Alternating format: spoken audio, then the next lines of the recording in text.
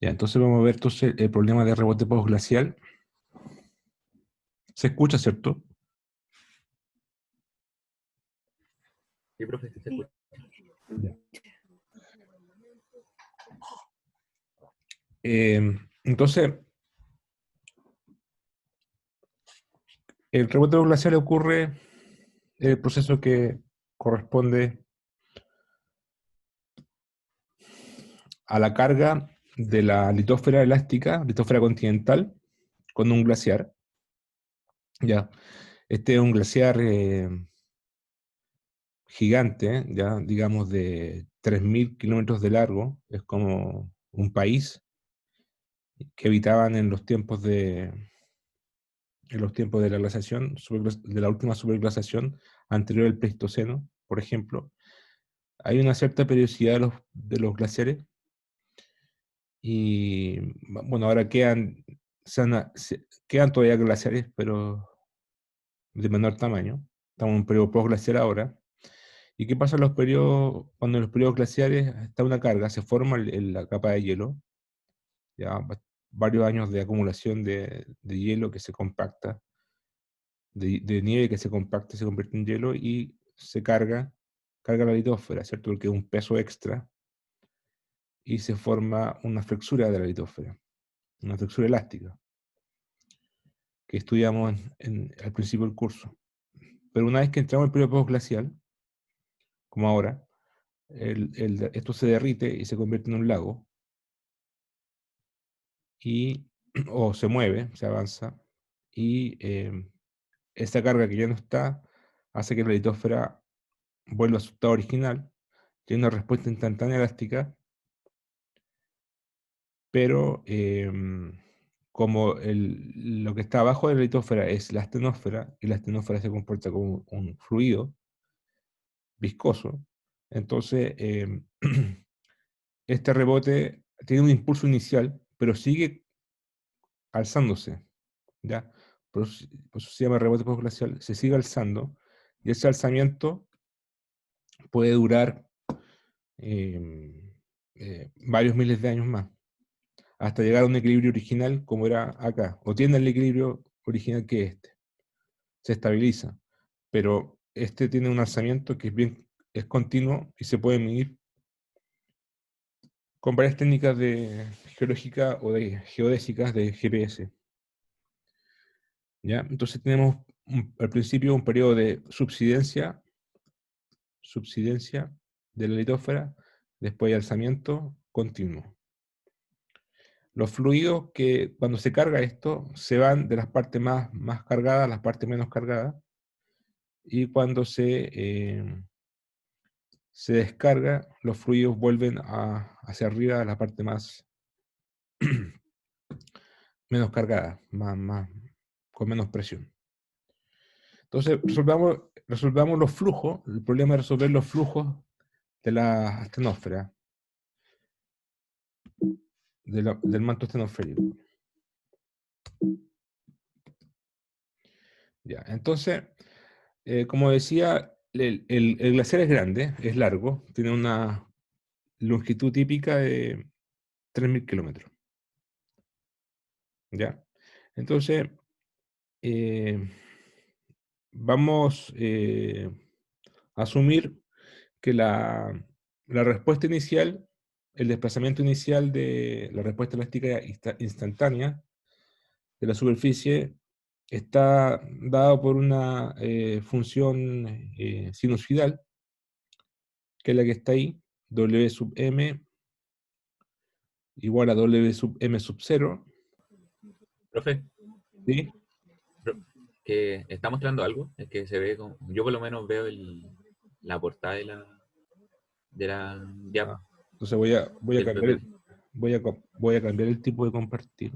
Ahí se ve, profe, ahí Caru. Eso es por el pantalla completa de presentación, un problema. Bueno, eh, una vez derretido el hielo, se asume el desplazamiento inicial elástico, que es de esta forma: sinusoidal, W sub m de x igual a una amplitud, W sub m0, por coseno de 2πx lambda, donde lambda es la longitud de onda. O sea, es una cosa sinusoidal, ¿cierto? Entonces, va a tener para x igual 0, va a ser el alzamiento máximo en el centro. Entonces, una cosa como así. Vamos a considerar la primera guata, el primer periodo. Ahora, si Wm sub m es positivo, significa que se tiene un desplazamiento descendiente subsidencia. O sea, el eje X, o sea, el eje Z es positiva hacia abajo. ¿Ya? Entonces, si esto es positivo, entonces va hacia abajo, subsidencia. Si esto es negativo, se tiene un alzamiento porque como Z va hacia abajo, esto sube. ¿Ya? Negativo.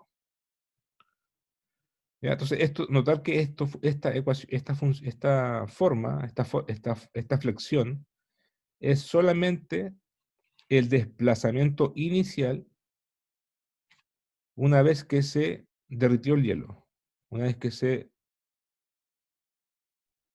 derritió el hielo, se derritió el glacial. Se va el hielo y ¡pum! Salta instantáneamente una cantidad. Pero ahí no para, sigue moviéndose. Y eso es lo que vamos a calcular después. Así que esto es solamente inicial. ¿Ya? Aquí va a influir el tiempo. Esto es un problema que depende del tiempo. En el equilibrio, es decir, para cuando esto pasa mucho tiempo, es esperable que la flexura vuelva a su estado original, 0, ¿cierto? Porque si teníamos una carga, si la idiófara estaba en equilibrio, tenemos una carga, se deflecta, y después esto vuelve a su estado original, en un tiempo infinito va a volver a su estado original, es decir, con flexura igual 0. Entonces, esto es para t igual a infinito y para t igual 0, es lo que dijimos recién antes. O sea, lo que dijimos recién, que W vale la flexura elástica. ¿Ya? Este W va a ir cambiando en el tiempo. Esto es inicial y esto es en el infinito. Si W es negativo, estamos con un alzamiento, ¿cierto? En ese caso se dice que P es positivo, que las presiones son positivas. A ver, es decir, el fluido se aleja a medida que se disminuye la flexión. Mm,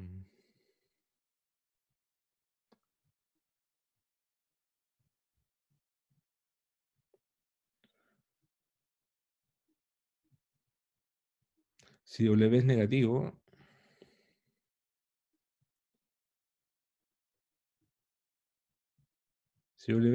es alzamiento, ¿cierto? Alzamiento. Entonces, el fluido se aleja.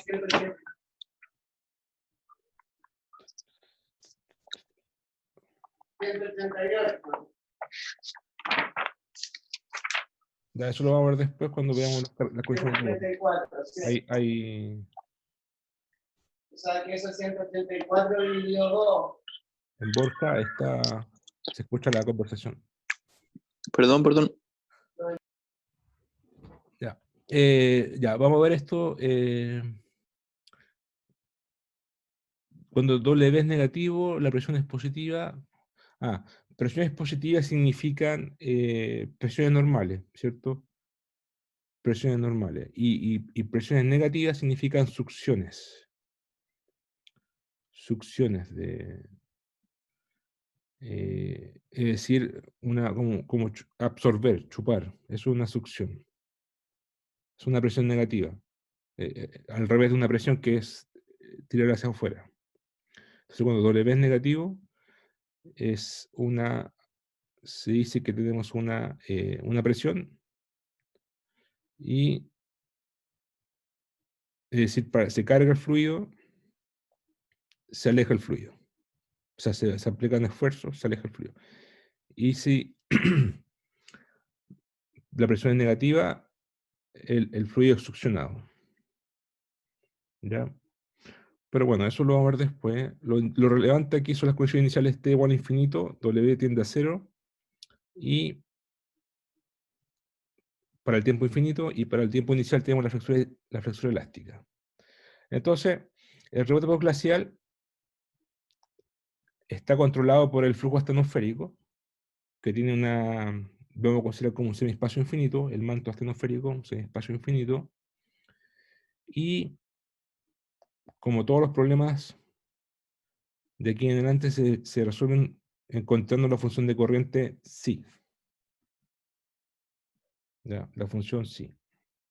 Entonces, aquí, ustedes, no sé si han visto la tarea 3, pero se ha enunciado, pero todos los problemas se resuelven iguales. Lo que se hace es plantear, siempre se resuelve la función biarmónica. La función biarmónica es equivalente a la función de Stokes, o sea, a la ecuación de Stokes. Esta es la ecuación biarmónica, ¿cierto? Que es equivalente a resolver la ecuación de Stokes. Entonces, ¿qué se hace? Primero hay que encontrar la función psi. En la tarea se da la función psi, ¿ya? Entonces ahí realmente es una construcción matemática y se hace más que nada, o sea, se conoce eso simplemente por manejo y receta matemática. Entonces, dadas las condiciones de borde, la función que vamos a tomar es una función de esta forma. Una función que depende de x y de y. Esta es la parte espacial, claro, la dependencia espacial, x e y. La función psi depende solamente de x y de y. La flexura depende de psi, pero también depende del tiempo, ¿ya? Pero la función de corriente solamente depende de x y de y. Y se obtiene de la forma por separación de variables, una función que solamente depende de x y una función que solamente depende de y. Y seno de 2pi x lambda, ¿por qué seno de pi x lambda? Bueno, en realidad eso viene porque si la condición inicial es un coseno, la gente que ya resolvió el problema hace mucho tiempo, este problema se resolvió en la Segunda Guerra Mundial, ¿ya? Entonces saben que va a haber una condición de borde que va a ser una derivada temporal, o sea, una derivada espacial con respecto a x. Entonces la derivada la derivada de seno es coseno, por eso se pone un seno, ¿ya? Por construcción matemática. Después se da cuenta por qué. Pero bueno, ahí está la dependencia en x y la función en y es una función por encontrar que tiene esta forma.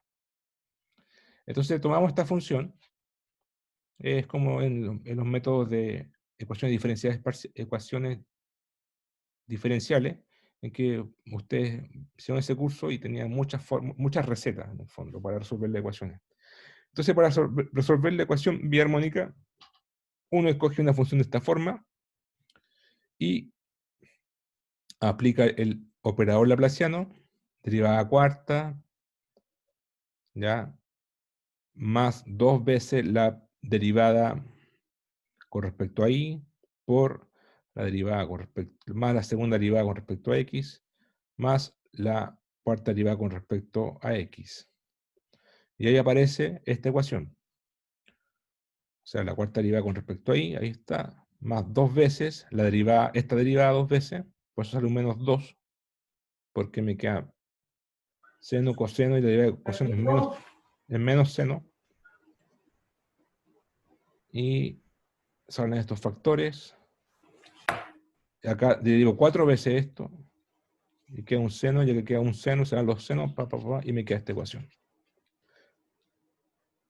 Ahora, ¿cuál es la solución de esta ecuación?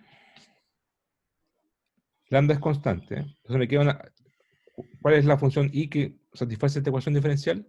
Bueno, es una función y que tiene la forma exponencial m por i, donde el m está por encontrarse. Si ustedes colocan esta función aquí, le va a satisfacer la ecuación diferencial. ¿Y cuál es esa función? ¿Y cuáles son los factores? Bueno, pongamos una función m, e, de la forma m por i, derivamos 4 veces, derivamos 2 veces y reemplazamos. Y nos queda esta ecuación esta ecuación, la cual tiene dos valores para m. O sea, aquí esto es un cuadrado de un binomio y me queda que m debe si vale más menos 2pi lambda, satisface la ecuación. Entonces, por ecuaciones diferenciales, tenemos cuatro soluciones. Tenemos las más menos, pero también si yo multiplico por i estas funciones, el exponencial positivo y el exponencial negativo, también estas dos son solución de esta ecuación. ¿Ya? Son técnicas, recetas de ecuaciones diferenciales. Ustedes pueden tomar estas cuatro funciones y les va a dar solución. Van a ver qué es solución de esta ecuación diferencial. Bien, entonces, La total también. entonces la solución general va a estar dada por la función i por la de x. Tenemos la de seno de x y toda la función i. Entonces tenemos para estas cuatro funciones, tenemos que poner las constantes a, b, c y d. Y hay que encontrarlas. Hay que encontrar esas conexiones de borde, con las conexiones de borde. ¿Ya? Entonces,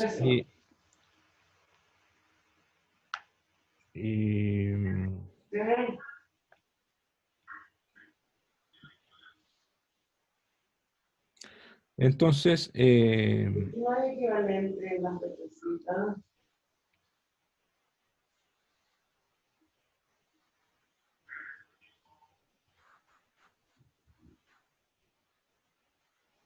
ya, entonces, ¿hay ruido todavía?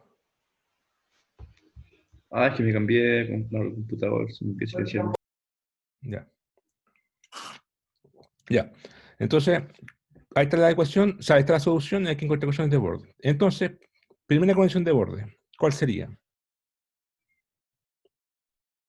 Tenemos una condición de borde inicial, ¿cierto? Que es esto, pero más me interesa la primera, esta. Si el tiempo tiende a infinito, entonces W tiende a cero. Entonces, para que eso ocurra, ¿qué tiene que pasar acá? Ah, ustedes me dirán nada, porque esto depende del tiempo. Está bien. Ahora, esto es un semiespacio infinito, ¿cierto? Estamos en un semiespacio infinito. Entonces, en teoría, I tiende a infinito, a más infinito. Por lo tanto, nosotros queremos que la función psi no diverja. ¿Por qué no queremos que no diverja? Porque la función psi está relacionada con las velocidades. Y las velocidades no pueden ser infinitas porque si no tendría energía infinita. Así que es incompatible con el mundo físico. Por lo tanto, para que esto no diverja, ¿qué debe ser cero? ¿Qué constante debe ser cero? C y D. C y D tienen que ser cero, ¿cierto? Entonces, ahí está, C y D igual 0. Perfecto. Así se reduce la ecuación al A y el B. Por otra parte, yo sé que por construcción la función psi se relaciona con las velocidades. Entonces, Bx de i es menos de psi de i y Bi de x, y es de psi de x. Entonces me queda que Bx vale todo eso. Al derivar esto con respecto a y. Y con respecto a x me queda todo esto y eso vale B sub i. Bien.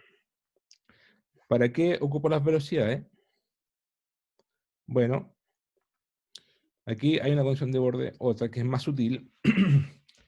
El manto estratosférico se comporta como un fluido y está cubierto por el manto litosférico que es rígido. Entonces, que consideramos como que solo se desplaza en la vertical. Así que se puede imponer que la componente horizontal de velocidad es nula en I igual W. Ya. ¿Qué significa eso? Significa que si ustedes ven el dibujo, No, no es el mejor dibujo. A ver, voy a tratar de encontrar una mejor figura.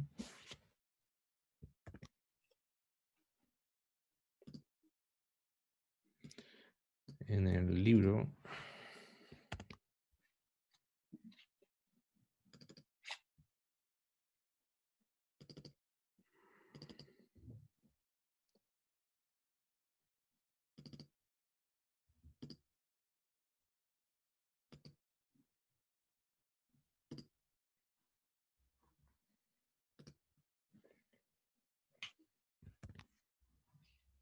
A ver, voy a buscar la figura de post-glacial rebound.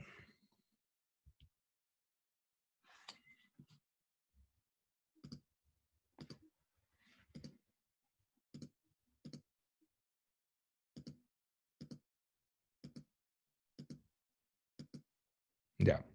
Ahí está, bueno, está el mismo dibujo. Voy a ver si se ve.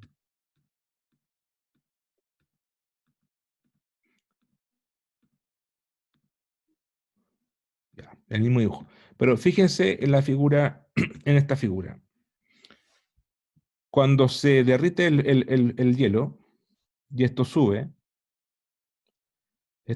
porque aquí tenemos una carga positiva, o sea, tenemos un alzamiento, esto sube.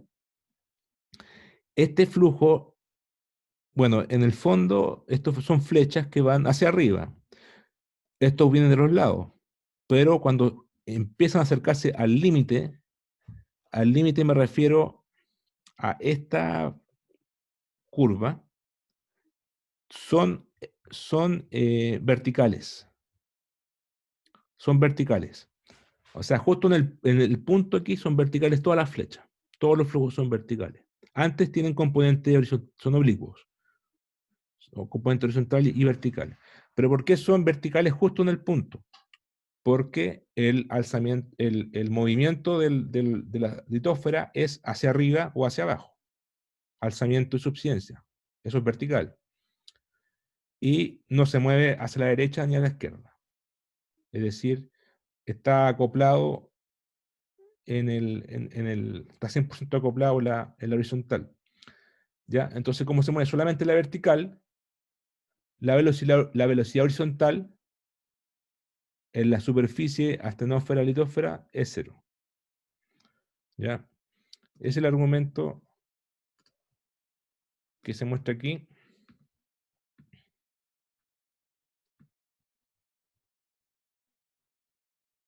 Eh,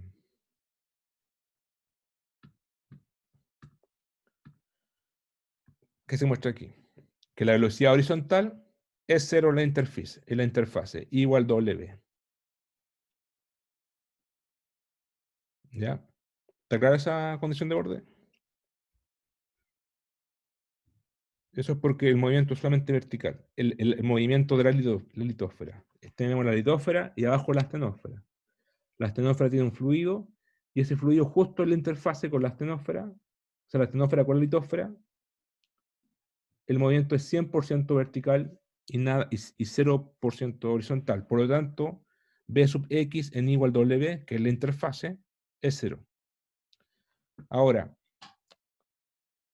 uno en teoría debería tomar B sub X aquí y reemplazarlo con X igual a W y hacer esto igual a 0.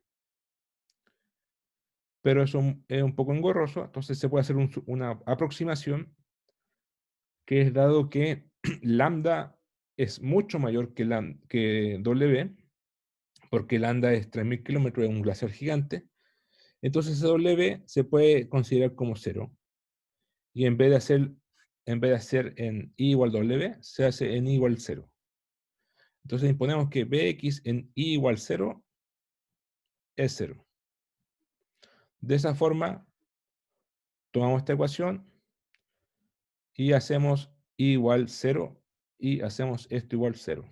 Y se obtiene que B vale 2 veces pi por A dividido por lambda. ¿Ya? Entonces ahí tengo la constante B. Entonces puedo reescribir la función psi en función de A con a seno de 2pi x lambda por la exponencial negativa por esta función. Ahora, eso es para la función psi. Si yo calculo las velocidades, bueno, ocupo esta ecuación y esta ecuación, y me da que Bx vale eso, y B sub I,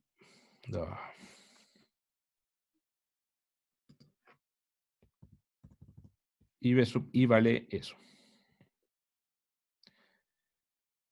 Ya, ¿qué más puedo hacer? Bueno, en teoría, ahí encontré, me faltaría la constante, ahí está la función B sub I. Entonces, en realidad, en teoría me faltaría encontrar la constante A. Pero eso es para encontrar las velocidades B sub X y B sub Y. El problema, en realidad, más relevante de todo esto no es encontrar B sub X ni B sub Y, sino que encontrar W. W es la flexura en el tiempo. Yo conozco la flexura en el momento t igual 0, pero quiero encontrar la flexura para cualquier tiempo a medida que se alza la litósfera. Entonces, hay otra condición de borde, más sutil, que corresponde a la presión hidrostática asociada a la topografía W. Entonces, ¿qué dice esto? Dice que la presión hidrostática asociada a la topografía W debe ser igual al esfuerzo vertical normal en el límite superior del semiespacio. ¿Qué significa eso? Dado que tengo una litosfera deformada que se alzó o al revés se hundió una cantidad W, entonces ahí tengo una presión hidrostática, porque se levantó o se bajó. Y esa presión hidrostática se calcula como la densidad del manto por G por W. Y eso tiene que estar en equilibrio estático. Y para que esté en equilibrio estático, tiene que compensar al esfuerzo viscoso, que está dado por el esfuerzo viscoso vertical. El esfuerzo viscoso vertical está dado sub II, o sigma I sub II. Entonces, como tengo por un lado, esto es simplemente isostasia, ¿cierto? Tengo una columna levantada o hundida, debe ser compensado por los esfuerzos viscosos, de modo que la suma de los esfuerzos sea igual a cero. ¿Ya? Y entonces tengo esta ecuación. Ahora, tau y sub II yo la conozco, ¿cierto? El tau y sub II vale siempre el esfuerzo, la presión de fluido, que es negativa, porque apunta hacia adentro, y la componente deviatórica. La componente deviatórica sabemos que es 2 veces eta por dBi a dI. Eso es por la ecuación constitutiva que vimos al principio de fluido. Y como conozco dBi a dI, porque conozco B sub I, que está acá, ahí está B sub I, B sub I está acá, entonces derivo con respecto a I, y, ¿por qué pongo aquí igual 0? Por el mismo argumento de antes. En realidad esto es válido, esta condición es válida en el límite, en I igual W. Cuando I vale W, se cumple esto. Pero, como W es mucho menor que lambda, calculo el tau sub II en I igual 0. Aquí faltó evaluado en I igual 0. Evaluado en I igual 0. ¿Ya? Entonces, tengo eso. Ahí está el deviatórico. Y esto me queda así. El lado izquierdo me queda así. Y aquí tengo el menos P por eso. Bueno, el dBi a dI yo lo calculo simplemente derivando con respecto a I acá, Y si ustedes derivan con respecto a I y evalúan en I igual 0, le va a dar que eso vale 0. Por lo tanto, la presión del fluido es igual a menos ρ sub m por G por W en I igual 0.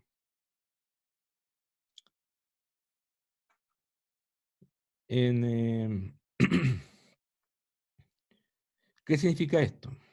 Que la presión sea negativa, porque ρ sub m es positivo, G es positivo, W va a ser negativo y positivo dependiendo de si va para arriba o para abajo. ¿Ya? Entonces, si va para arriba, si es negativo, esto va a ser una presión positiva.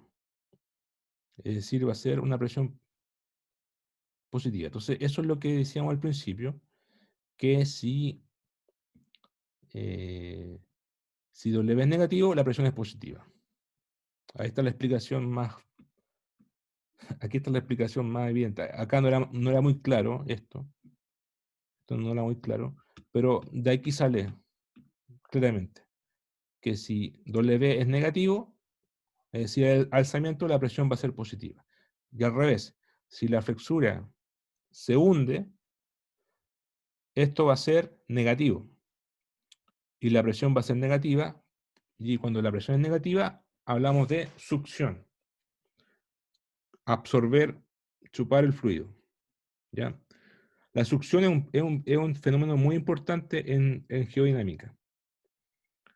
La succión explica varias cosas, como por ejemplo el flat slab, la horizontalización de la placa subductante, o el flat slab, porque la succión la absorbe, la tira hacia arriba, entre otras cosas. ¿Ya? Entonces, el concepto de presión negativa, succión, es bien relevante en geodinámica.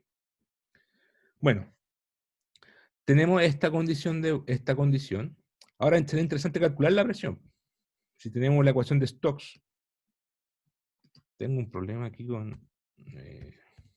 ya. ¿Ustedes ven un cuadrito, una herramienta acá o no? ¿O ven solamente la Sí, diapositiva? sí, ¿Se profe, ve la herramienta? se ve el cuadrito negro. Ya. Este es un problema de la Reader, no es del Zoom. Ya.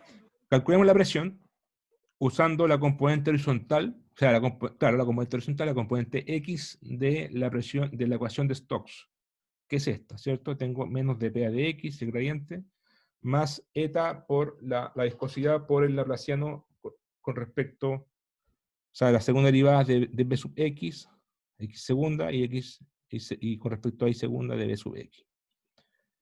Como conozco B sub X, de acá, ¿no? De acá, ¿cierto? Como conozco B sub X, lo ocupo. Digo con respecto a X y con respecto a Y, y lo reemplazo acá. Y me queda que esto vale,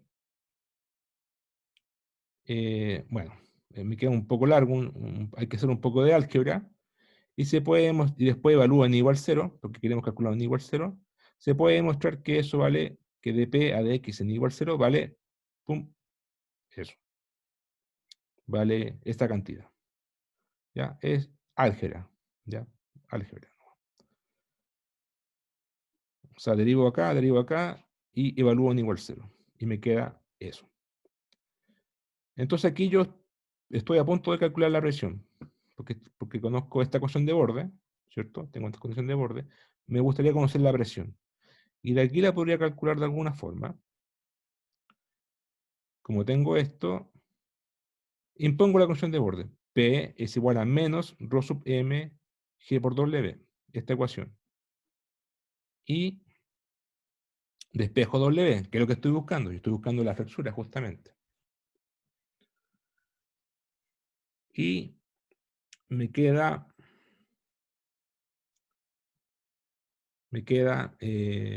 paso dividiendo el ρ sub m por G con el signo negativo. Y me queda el negativo acá. Y tengo este factor por el coseno. Ahora, aquí parece que me saltó un paso. esta es la presión. Ah, ya, integré con respecto, claro, tengo un seno, integro con respecto a X y tengo un coseno. Ahí está. Tengo un coseno. Probablemente la constante de integración es 0, porque en x igual 0, 0 con respecto a x, integral S es coseno de x.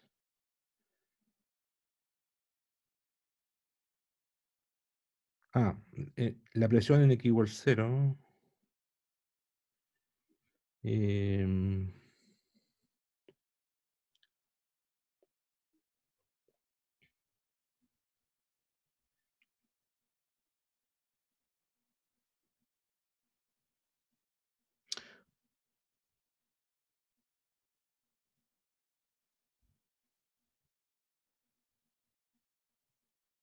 La presión en igual 0 se desprecia, x igual 0 es arbitrario. Y en igual 0, así que se puede considerar, ya, ahí está la razón.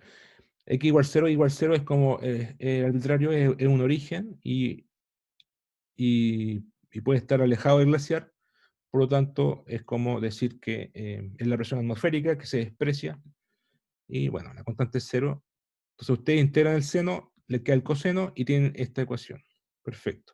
Ahora impongo la ecuación de borde, P igual a menos ρ sub m por GW, y tengo eso. Despejo W, que es lo que estoy buscando. Me queda este factor por el coseno. Ahora viene otra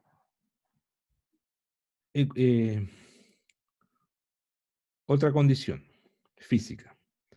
¿Cómo se relaciona W con B sub I? Si ustedes miran esto.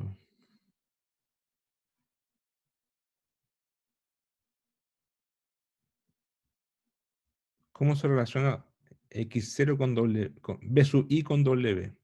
W es toda esta curva, ¿cierto? Toda esta curva. O toda esta curva, varía en el tiempo. W es dinámica. W.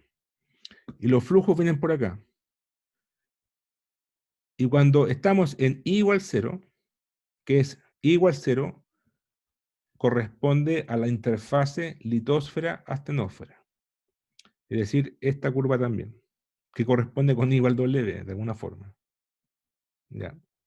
Entonces, cuando estoy en la interfase litosfera-astenósfera, ¿cómo se relaciona W con B sub I? ¿A alguien se le ocurre?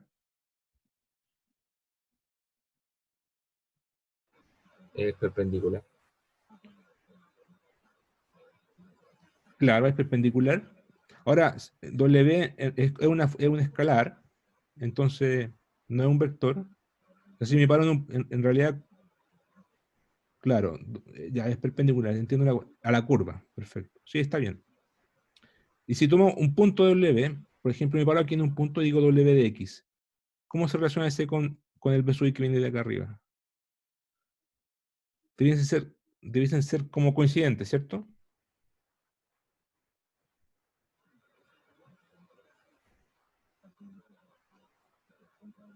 O sea, con un punto de W, me refiero. Me paro en un punto W, viene B sub I y coincide con el B sub I, ¿cierto? Ahora, W tiene unidades de distancia, ¿cierto? Y B sub I tiene unidades de velocidad. ¿Qué pasa si derivo con respecto al tiempo W? ¿Qué debiese ser?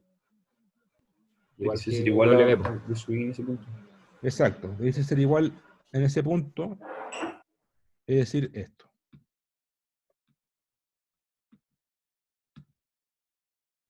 Eso. B sub I en I igual 0 en la interfase, es igual a W a dt, a W punto.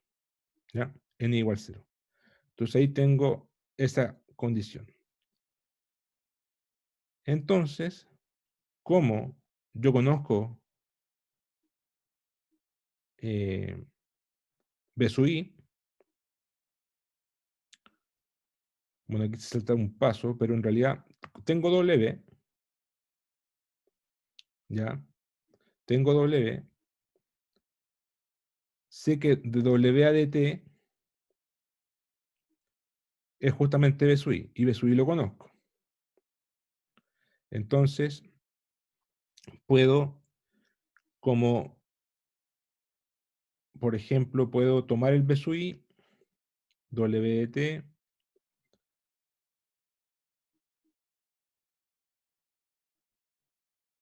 claro, puedo derivar con respecto al tiempo esta ecuación, derivo con respecto al tiempo, me queda aquí derivada con respecto al tiempo, esto me queda un escalar, y lo igualo a B sub I, que es lo que está acá. Y se van a ir un par de factores para aquí y para allá, y me va a quedar esto. A ver, en otras palabras, B sub I vale esto. De hecho, si ustedes van al valor de B sub I acá, B sub I igualan con I igual 0, esto se va, pum, esto queda 1, entonces queda A coseno. Queda A coseno, que está acá, justamente, A coseno. Entonces, esto vale W de t a de t. Entonces, tomo esta ecuación entera y la divido por esta, más fácil. Tomo esta ecuación y la divido por esta. Entonces, se van a ir los A, se van a ir se van a ir los pi, se van a ir los cosenos, o sea, va a quedar un pi, ahí está el pi. Bueno, ustedes dividan esto dividido por esto, y va a quedar un signo negativo. Entonces, ahí tienen finalmente una ecuación diferencial en el tiempo para W, que es la derivada temporal de W, igual a menos W, y siempre esto en la interfase, y igual 0 es interfase astenósfera-litósfera. Finalmente, esta es una ecuación diferencial trivial, porque esto es constante. Si ustedes integran esto, ¿qué solución les da?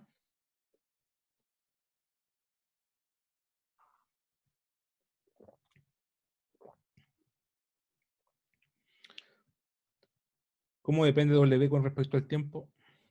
Lineal. Linealmente.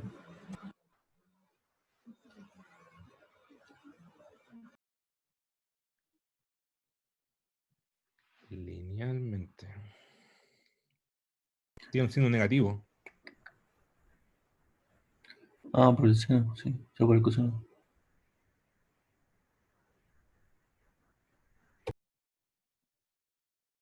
Linealmente. Ustedes dicen que W debe ser una constante. No, es una exponencial. Es una exponencial, ¿cierto? Sí. Por el signo negativo. Efectivamente, esto es una exponencial. La condición en t igual 0 es W sub m, que es la respuesta elástica, que la vimos al principio de la clase, que es esa. ¿Ya? Esa es la condición inicial. Y la solución de esa ecuación de la diferencial, la última, es una exponencial, con W sub m, condición inicial, con la exponencial negativa de lambda por g por rho dividido por 4 pi eta por el tiempo. Ahora, la constante, el factor lambda g por rho dividido por 4 pi eta se puede escribir como t sub r. Ahí está, t sub r igual 4 pi eta rho g lambda. Y esto tiene unidades de tiempo. Y se le conoce como el tiempo de relajación.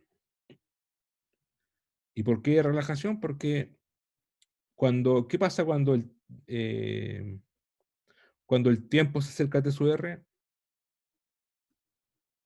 La exponencial se hace 1, ¿cierto? Entonces empieza como a converger la exponencial, empieza a tender a 0, ¿cierto?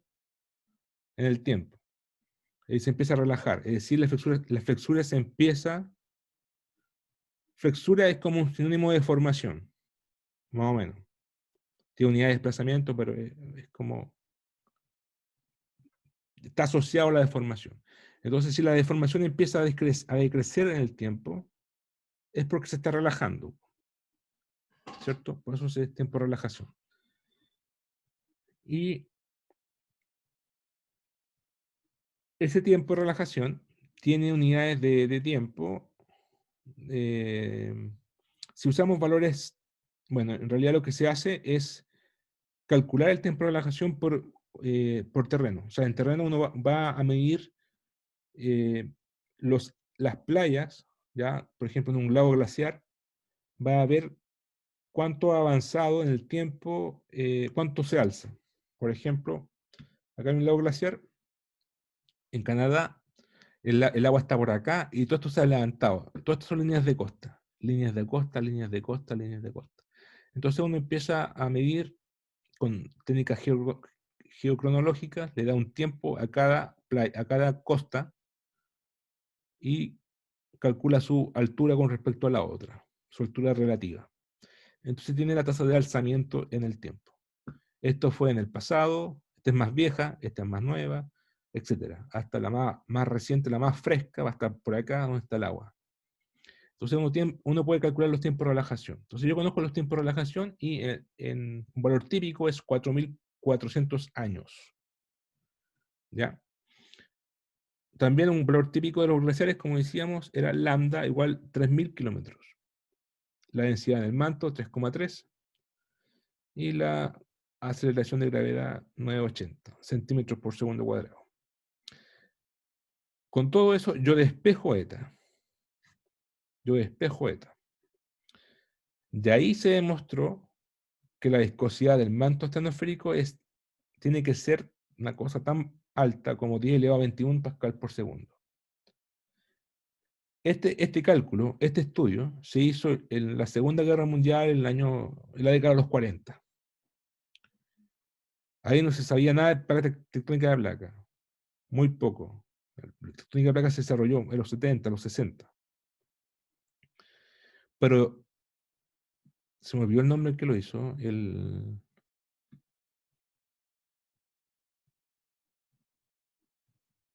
Bueno, creo que es un geofísico canadiense o norteamericano quien midió el tiempo y demostró, hizo todo este cálculo y demostró que la viscosidad en el manto estratosférico tiene que ser viscoso, lo cual era bastante revolucionario para la época, porque nadie sabía, todos pensaban que era todo sólido, pero él demostró que tiene que ser viscoso, con una viscosidad de 10 elevado a 21 pascal por segundo. ¿Ya? Ahora, él, ¿cómo midió?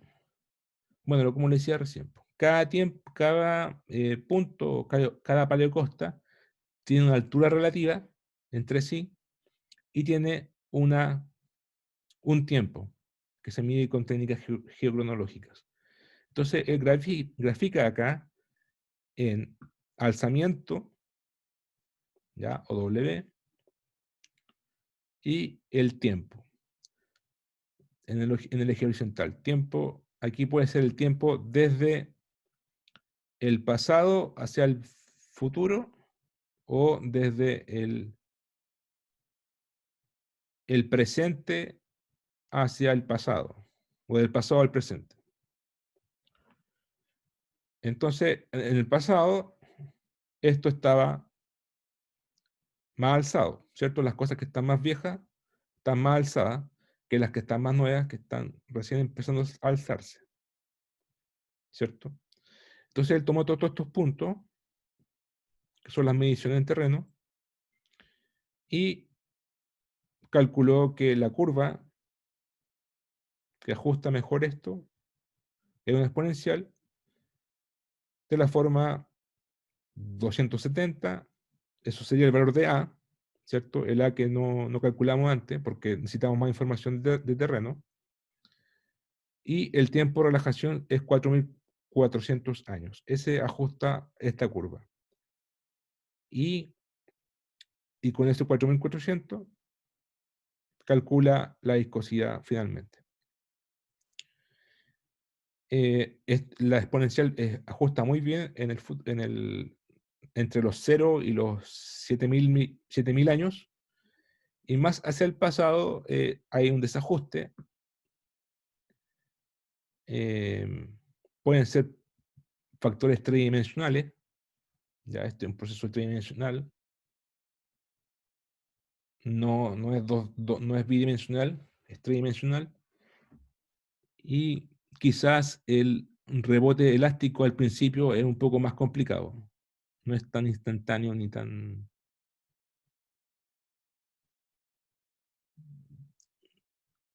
Quizá hay más complejidad al principio. Pero en resumen, el error de esa curva es bastante pequeño. El ajuste es claramente exponencial, decrece con el tiempo, tiende a cero y valida el modelo de la flexura del rebote postglacial. Preguntas, comentarios.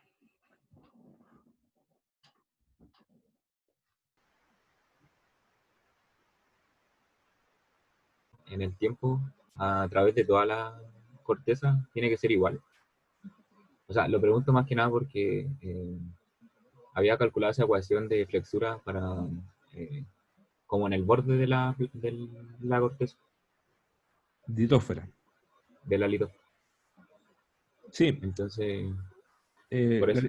la, la litósfera como es un sólido, un rígido, la flexura es equivalente,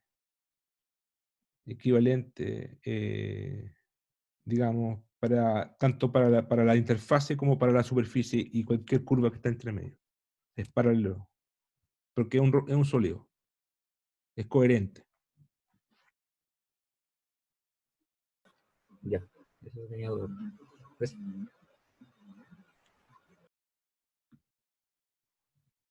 ¿Alguna otra pregunta? ¿No? Eh, Em, ¿Sí?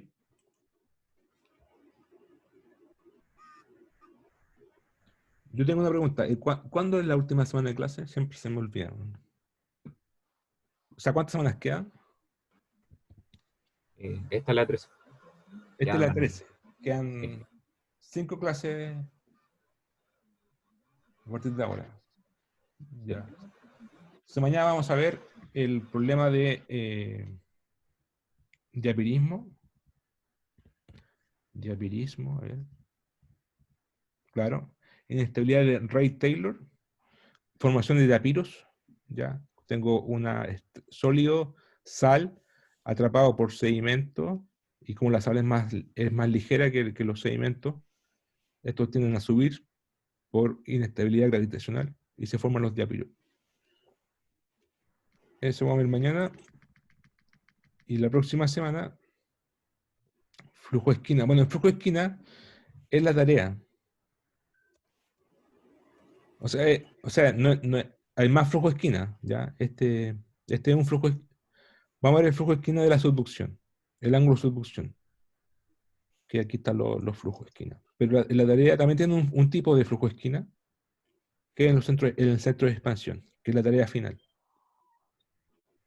Eso lo veríamos la próxima semana. Y finalmente, convección en el manto, que es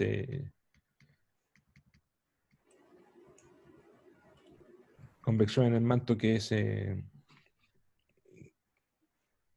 digamos, como el corazón del curso en el sentido de las celdas convectivas magmáticas que produce la tectónica de placas y todo lo demás. ¿Ya? Se ve al final porque necesitamos todo lo anterior para poder entenderlo. Las plumas, las celdas convectivas. Eso sería la semana, las últimas 3 clases, las últimas 2 clases, yo creo. Bien, si no hay más preguntas, nos juntamos mañana en la clase del jueves. ya. bueno, Gracias, profe, profe. Que esté sí. bien. Chau. Igual, chao, Chao, Chau, profe, chiquillos. cuídate. chao.